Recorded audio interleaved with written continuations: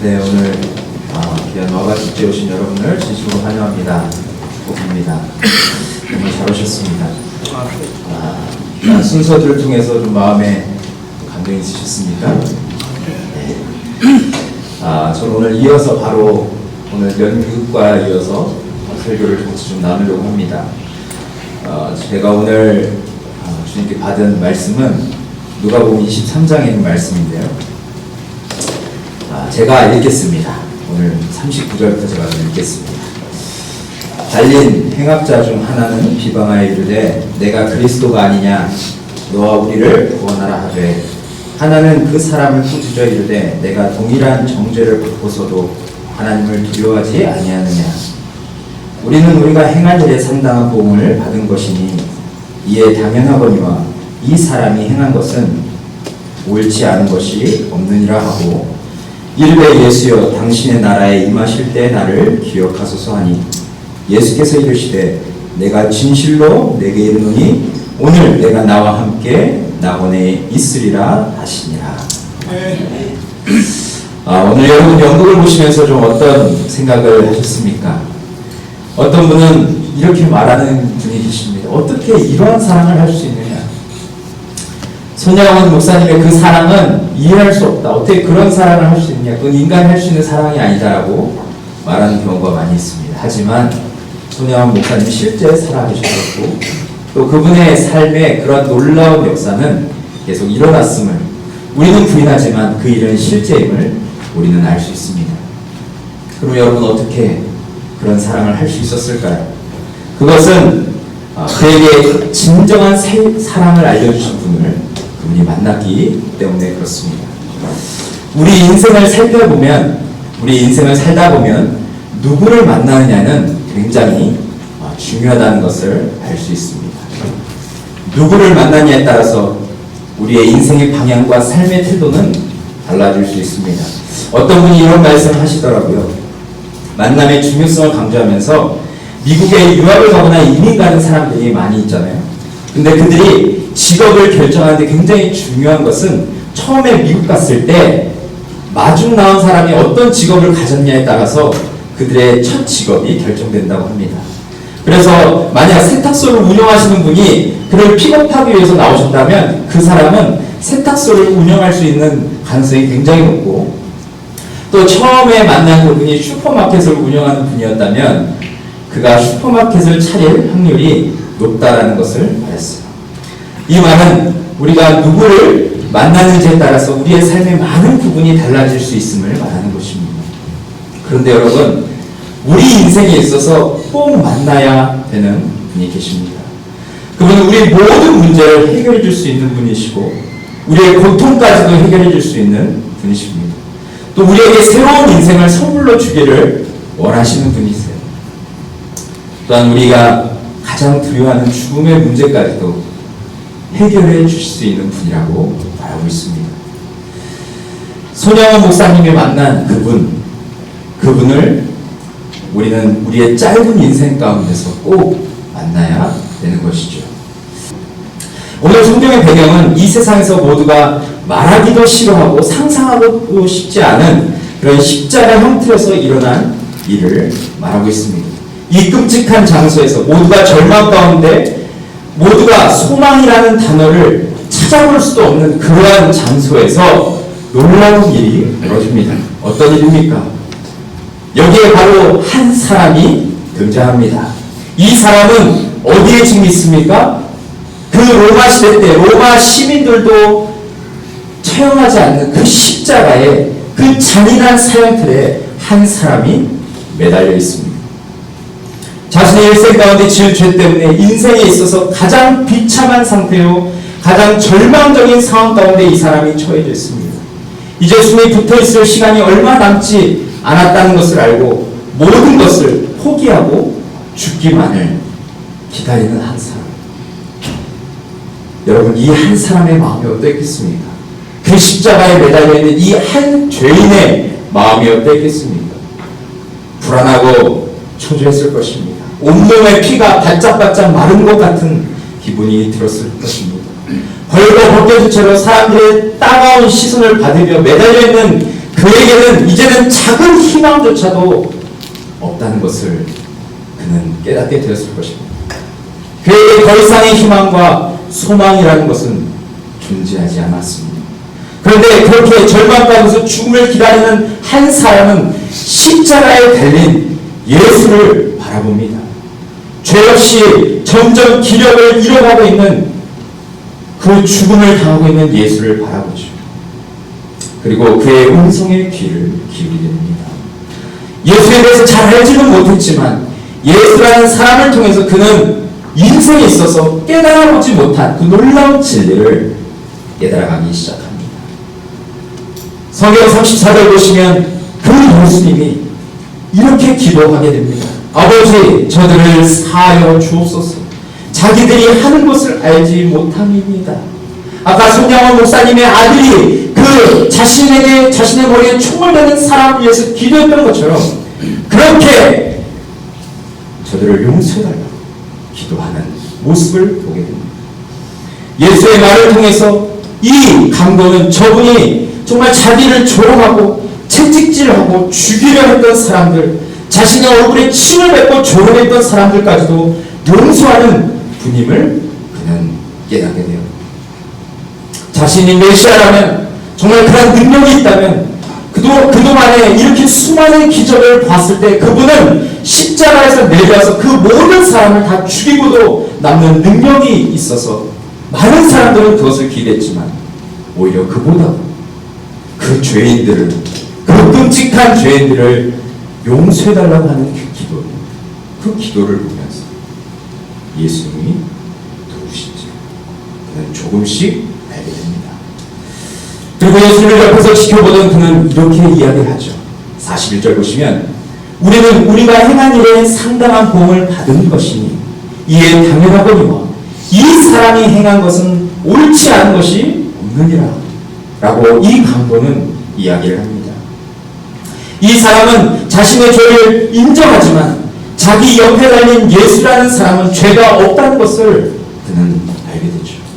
예수님은 스스로 이 세상을 살아가면서 스스로 무엇을 말씀하시냐면 나는 죄가 없다라고 말씀하셨습니다.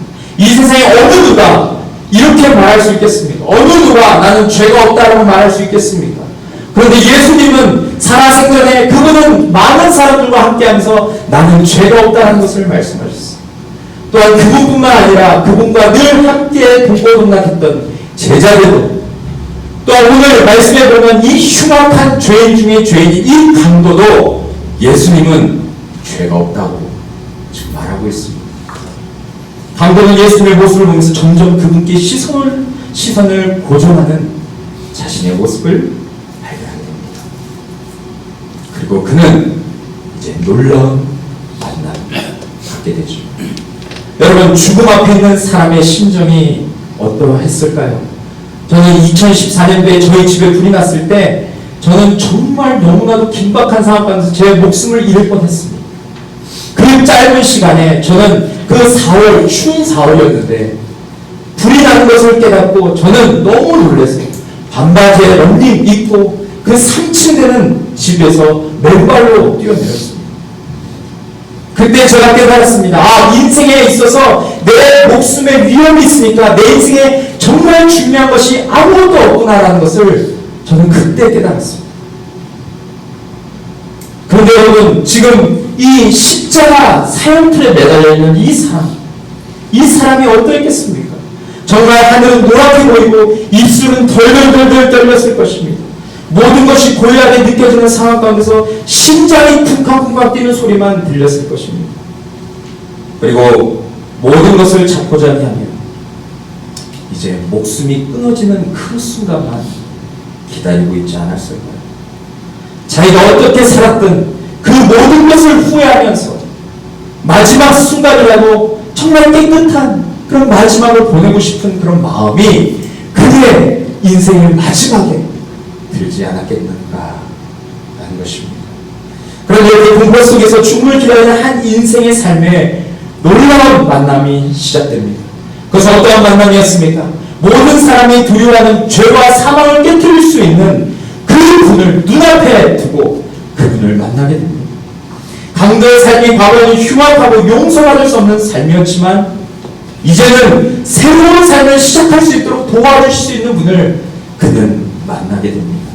어떠한 인생을 살았던, 어떠한 죄를 지었던, 어떠한 대단한 삶을 살았던 그것과 상관없이 우리의 인생에 새 생명과 새 소망을 주실 수 있는 그 유일한 분을, 그의 인생의 가장 마지막에 절벽 끝에 있는 그가 드디어 만나게 되었다는 것입니다.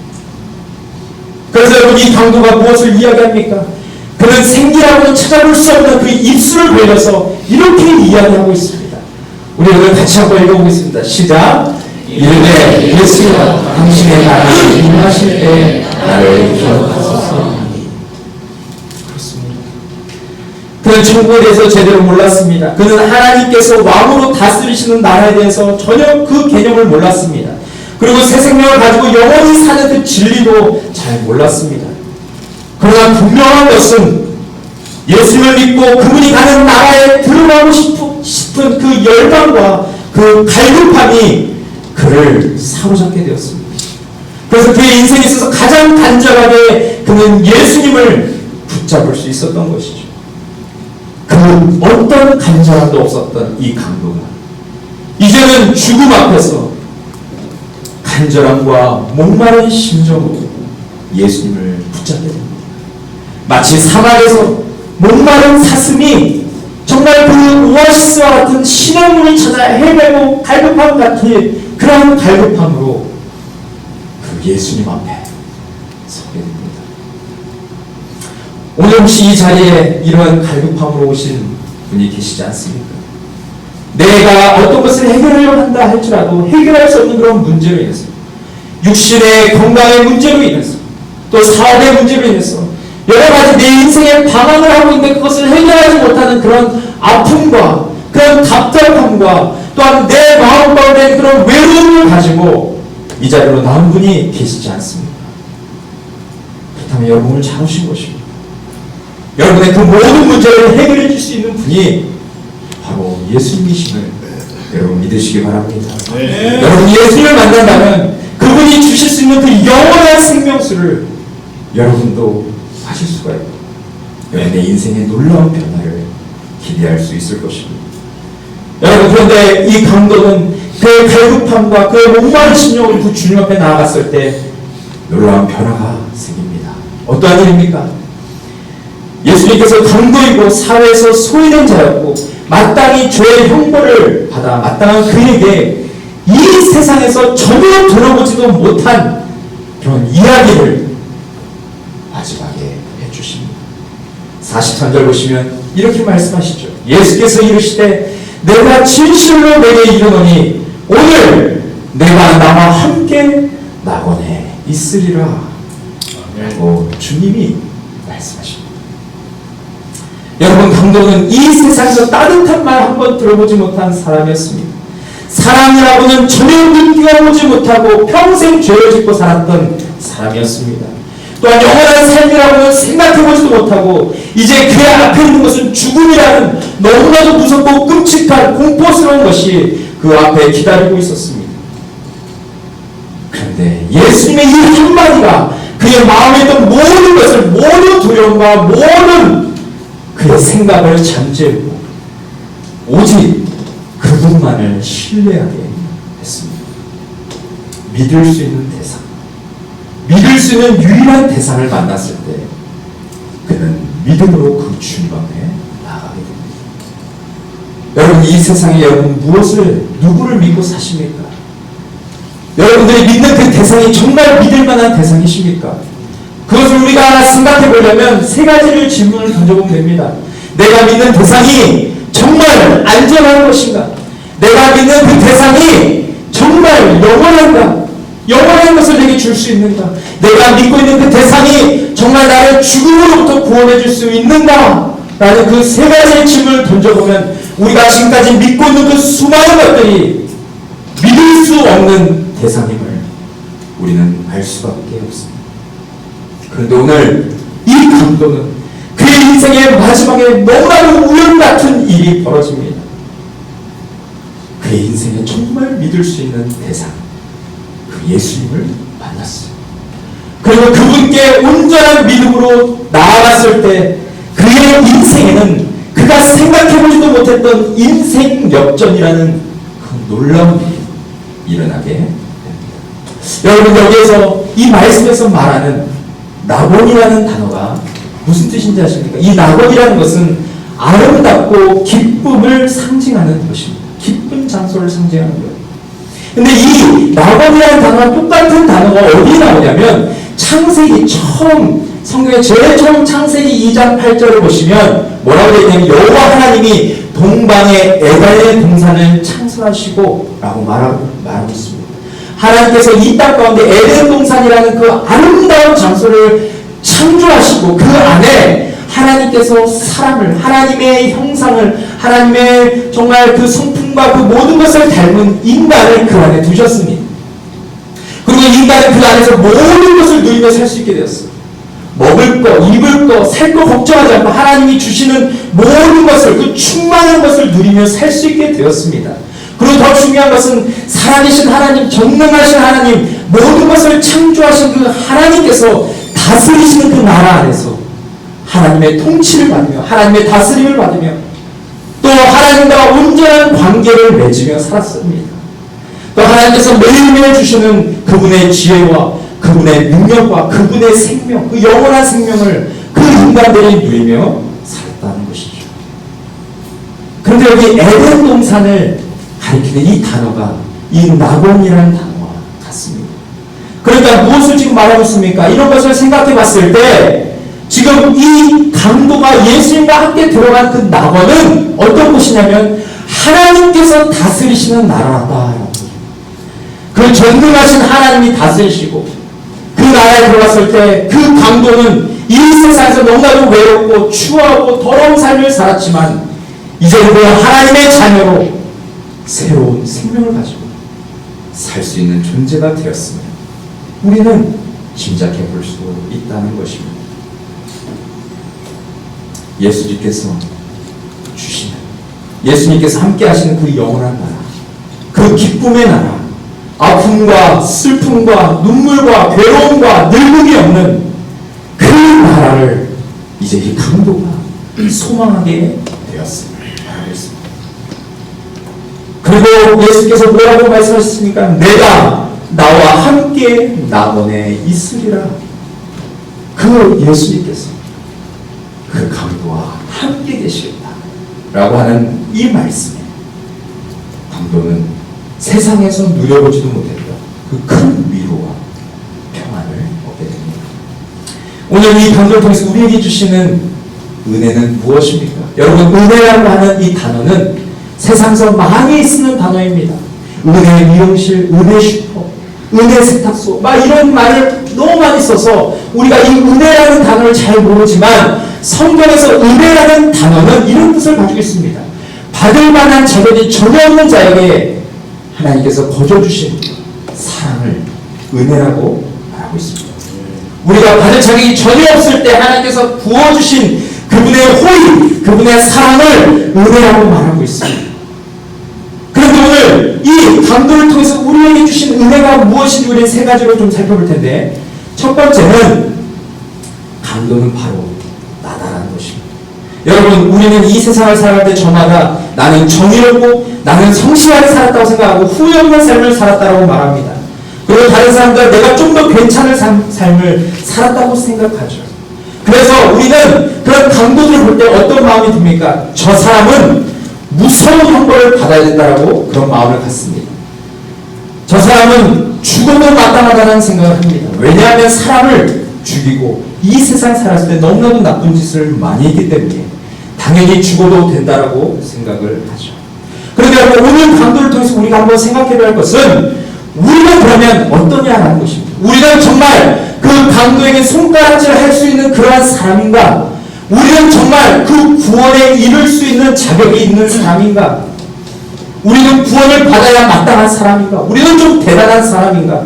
그 예수님 앞에 섰을 때, 그 전능하신 하나님 아들 앞에 섰을 때, 그 우리를 구원할 수 있는 유일한 구원자 앞에 섰을 때 우리는 좀 괜찮은가? 라는 것입니다. 하나님의 관점에서 볼 수 있습니다. 하나님의 관점으로 본다면 우리 모두는 강도와 별반 다를 바 없는 그런 사람임을 우리는 기억해야 합니다. 하늘 높은 곳에서 이 땅을 바라보면 여러분 모든 건물들은 다 1층짜리로 보입니다. 아무리 높은 건물도 저희 롯데타워도 높은 하늘에서 내려다보면 다 1층짜리 건물처럼 보입니다. 다 똑같아 보이죠. 이처럼 우리도 하나님이 봤을 때 강도와 다 똑같은 그런 죄인임을 우리는 기억해야 된다는 것입니다. 조금 더 죄를 짓고 조금 덜 죄를 지었을 뿐이지 우리 모두는 하나님 앞에서 용서를 받을 수 없는 그런 죄인이다라는 것입니다. 그런데 오늘 말씀에 의하면 그러한 우리도 예수님 앞에 이 강도처럼 그러한 갈급한 심령으로 나아갈 수 있다면 우리에게도 구원이 주어질 수 있다는 것을 오늘 성경은 말하고 있습니다. 두 번째는 우리가 예수님께서 말씀하신 낙원에 들어가기 위해서는 어떠한 자격이나 조건을 갖춰야 되는 것이 아님을 알 수 있습니다. 교회를 열심히 다닌다고 또 선한 일을 아주 많이 한다고 또 교회 헌금을 드린다고 해서 구원받는 것이 아니다라는 것입니다. 여기에 강도를 통해서 분명히 알 수 있는 것은 구원은 하나님의 전적인 선물임을 알 수 있습니다. 여러분 강도의 삶을 보십시오. 그가 하나님 앞에서 의로운 삶을 살았습니까? 선한 삶을 살았습니까? 그가 다른 사람들에게 인정받을 만한 삶을 살았습니까? 아닙니다. 그는 평생 강도로 살았습니다. 죄인으로 살았습니다. 그런데 그는 마지막에 예수님 앞에 믿음을 보였을 때 그는 구원을 얻게 되는 것을 보게 됩니다. 여러분 어떤 사람이 자신의 어떠한 자신이 대가를 지불했다고 구원받을 수 있겠습니까? 하나님 우리에게 그렇게 구원을 주신 적이 없습니다. 아무리 우리가 한국 땅을 다 팔아서 하나님께 바친다 한들 아니 전 세계를 다 팔아서 하나님께 바친다 한들 어떤 사람도 구원에 이를 수 없습니다. 왜냐하면 하나님 우리를 구원하시기 위해서 자신의 가장 사랑하는 아들을 십자가에 못 박아 죽이셨습니다. 그런데 그거랑 비슷한 일을 우리의 능력으로 우리의 노력으로 할 수 있다고 여러분 생각하십니까? 그럴 수 없는 것입니다. 그래서 하나님은 우리의 어떠함으로 구원받을 수 없기 때문에 구원을 우리에게 선물로 줄 수밖에 없었다는 것을 말하고 있습니다. 그런데 여러분 이런 절반적인 상황 가운데 있는 인간에게 하나님은 예수님을 통해서 놀라운 진리를 선포하고 있습니다. 그것은 우리가 낙원에 우리가 천국에 들어갈 수 있는 길이 있다는 것입니다. 그래서 이 땅에 오셔서 십자가에서 우리의 모든 죄를 사해 주셔서 우리를 완전히 깨끗하게 하신 분 예수님, 또 부활을 통해서 죽음 이후에 끝나는 것이 아니라 예수님의 죽음을 이기시고 부활하신 것처럼 우리가 죽음 이후에 그 이후에는 부활의 생명으로 새로운 삶이 주어진다는 것을 말씀하신 그 예수님을 믿으면 가능하다는 것을 오늘 성경은 우리에게 말해주고 있습니다. 그래서 예수님을 믿는 자들에게는 무엇을 말하게 되는가? 바로 오직 예수 그리스도를 말할 수밖에 없다는 것을 이야기하고 있습니다. 오직 예수님을 통해서만 우리는 천국에 들어갈 수 있습니다. 마지막 세 번째, 마지막까지 한 영혼을 구원하기 위해서 노력하시는 열심히 일하시는 그 예수님을 우리는 볼 수 있습니다. 예수님은 숨이 끊어지기 전까지 지금 어떤 일을 하고 계십니까? 이 강도가 구원을 이룰 수 있도록 그를 인도하고 계십니다. 어떻게 이런 상황 속에서도 한 영혼을 인도할 수 있습니까? 예수님에게는 한 영혼이 구원받는 것이 가장 중요하기 때문임을 알 수 있습니다. 여러분 예수님이 이 땅에 인간을 입고 하나님이신 그분이 이 땅에 오신 분명한 이유가 무엇인지 아십니까? 성경은 이렇게 말하고 있습니다. 우리 같이 한번 읽어보겠습니다. 시작. 인자가 온 것은 성경을 받으려 하는 게 아니라 도리어 섬기려 하고 자기 목숨을 많은 사람의 대성물로 주려 함이라. 아멘. 여러분 예수님이 이 땅에 오신 목적은 분명합니다. 자신의 목숨을 십자가에 내어주셔서 모든 사람들을 하나님께 인도하기 위해서 오셨다라고 말하고 있습니다. 그래서 예수님은 숨이 다하기 전까지 한 영혼을 구원하는 그 일에 자신의 모든 힘을 다하셨던 것입니다.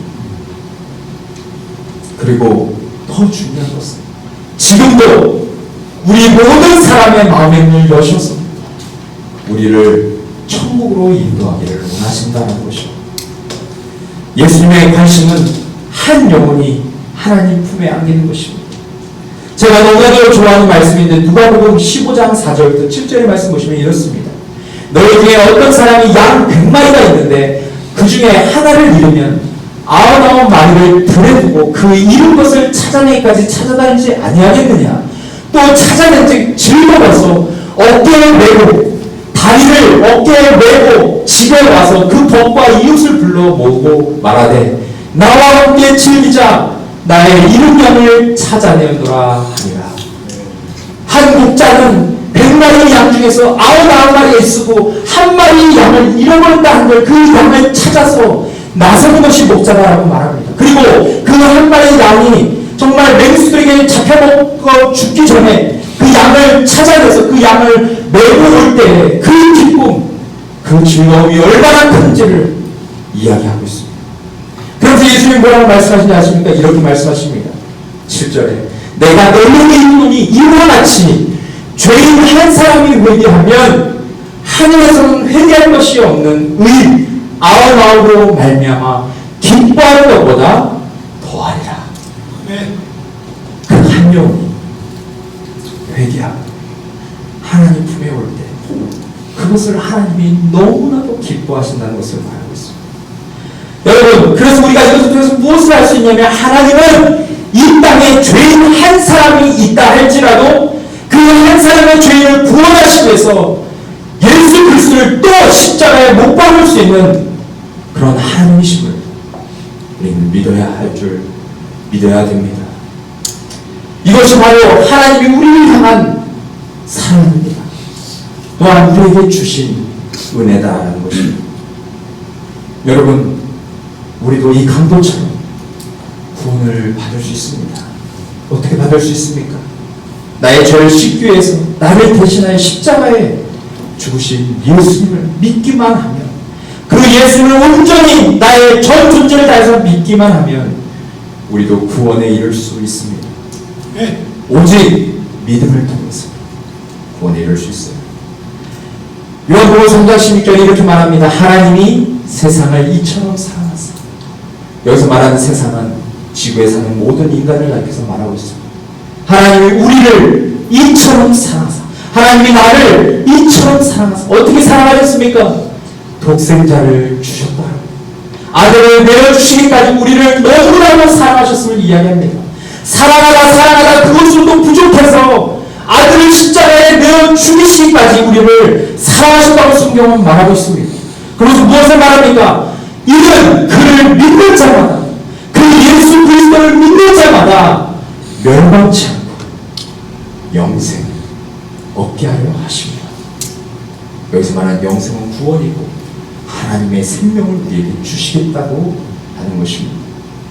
또한 로마서 3장 8장 30절에 보면 이렇게 말합니다. 자기 아들을 아끼지 아니하시고 우리 모든 사람을 위하여 내주신 이가 어찌 그 아들과 함께 모든 것을 우리에게 주시지 아니하겠느냐. 아들까지 가장 귀한 것을 내주셨는데 다른 걸 못 내주시겠느냐 라고 말씀하십니다. 여러분, 이것이 하나님의 사랑입니다. 이것이 우리가 이해할 수 없는 그 하나님의 놀라운 사랑, 그 십자가의 사랑임을 우리에게 성경은 계속해서 말하고 있습니다. 결론적으로 오늘 말씀을 요약하기를 원합니다. 저는 예전에 한 교회에서 설교하고 제가 그때 설교했던 제목이 우리가 왜 복음을 전해야 하는가라는 제목으로 설교했습니다. 다른 교회에서 설교했는데 설교를 마치고 이제 성도님들과 악수하는 과정 가운데 한 성도님이 저한테 와서 저를 안아주시면서 이렇게 얘기하셨어요. 제가 최근에 한 글을 봤는데 거기 한 목사님, 자기 아버지가 마지막에 그 아들인 목사님에게 해줬던 그 이야기가 생각납니다 하면서 한 영혼이라도 더라는 말씀을 하셨어요. 제가 그때는 정신이 없어가지고 막 성도님들이 밀려 나오는 때 정말 인사를 하고 악수를 하는 그때 그분이 그렇게 말씀하셔서 제가 그걸 잘 못 들었습니다. 그런데 제가 그분의 말이 계속 집에 갔는데도 생각이 나요. 목사님, 한 명원이라도 더 구원을 하는 그 일에 목사님이 쓰임받았으면 좋겠다라는 그 메시지가 제 설교보다 더 크게 제게 다가왔습니다. 그래서 제가 그곳을 찾아갔습니다. 그런데 그 목사님이 바로 누구였냐면 목적이 이끄는 삶이라는 책을 쓴 베스트셀러가 됐죠. 이 엄청난 책을 쓴 미국의 대형교회 목사님이었던 릭 워렌 목사님이었습니다. 이 릭 워렌 목사님의 아버지가 유언을 남기신 그 유언을 그 자매님이 저에게 얘기하신 것이었습니다. 그 이야기를 좀 보니까 이런 이야기입니다. 릭 워렌 목사의 아버지 지미 워렌은 1990년에 암으로 세상을 떠났습니다. 근데 생애를 마감하던 그 마지막 한 주 동안 그는 암으로 인해서 거의 24시간 반무의식 상태로 그렇게 지냈다고 합니다. 근데 그의 아버지가 무의식 중에서 하는 말을 들으면서 이 릭 워렌 목사님이 엄청난 감동을 받게 되는데 그의 아버지는 꿈속에서 계속 이야기하기를 교회를 세우는 이야기를 했다고 합니다. 그래서 한 교회를 세우고 또 다른 교회를 세우기 위해서 그렇게 열심히 그 꿈속에서도 계속 일하고 있는, 그래서 중얼중얼하고 있는 그 아버지를 이 릭 워렌 목사님이 보게 됩니다.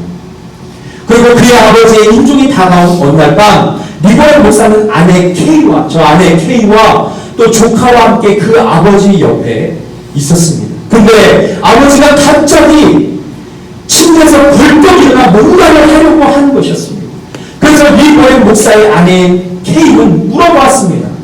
아버님 왜 이렇게 일어나십니까? 아버님 무엇을 하시려고 지금 일어납니까? 아버님 무엇을 원하십니까? 라고 그렇게 K가 이야기했어요.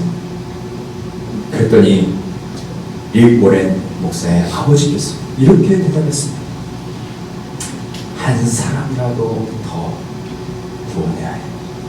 한 사람이라도 더 예수님께 가도록 해야 해. 한 사람이라도 더라는 그 말을 수백 번 넘게 반복했다고 합니다. 릭, 아들아, 한 명이라도 더 주님께 인도하거라. 한 명이라도 더 밖으로 나가서 한 사람이라도 더 구원해야 돼! 라고 그 죽음 앞에서 그 아들에게 말했다는 것입니다. 릭 워렌 목사는 그 아버지의 그 마지막까지 외치는 그 소리를 듣고 눈물을 흘리게 됩니다. 그런데 그가 눈물을 흘릴 때 아버지께서 그의 마른 손을 그 아들의 머리에 대면서 마지막 임무를 맡기듯이 릭, 가서 한 사람이라도 더 구원해야 해. 이 말을 반복하시면서 요청하셨다라는 이야기를 들었습니다. 여러분, 지금 여러분과 제게 이 놀라운 진리를 예수님이 보여주셨습니다. 우리가 왜 한 영혼을 귀하게 여겨야 하는지, 왜 한 사람 우리가 그렇게 한 영혼을 그렇게 귀하게 여겨야 하는지를 우리가 함께 나눴습니다. 그 이유는 예수님께서 그러한 삶을 사셨고 그것을 지금 우리에게도 요구하고 계시기 때문에 우리가 어떤 상황 가운데서도 죽음을 향해서 달려가고 있는 수많은 사람들에게 이 강도가 만난 예수를 전해야 된다는 것입니다. 오늘 이곳에 초청을 받아서 오신 여러분에게 제가 정말 부탁드리고 싶은 것은, 여러분 오늘 왜 저희 성도님들이 여러분을 이곳에 오시라고 했을까요? 왜 그렇게 간절히 부탁해서 여러분들을 이곳에 오시라고 했을까요? 그것은 우리 각 성도님들이 만난 그 예수님, 그 생명 되시고 그 진리 되시고 우리를 정말 행복하게 해주시는 그 예수님을 우리 성도님들이 만났기 때문에 그렇습니다. 그리고 그 예수님을 여러분도 정말 만나기를 원하기 때문에 오늘 이 자리로 초대한 것입니다. 저는 오늘 이 자리에서 우리 사랑하는 여러분들께서 정말 그 십자가에서 강도가 예수님을 만난 것처럼 여러분도 그 예수님을 만나실 수 있기를 간절히 원합니다. 그런 시간이 되기를 간절히 소망합니다.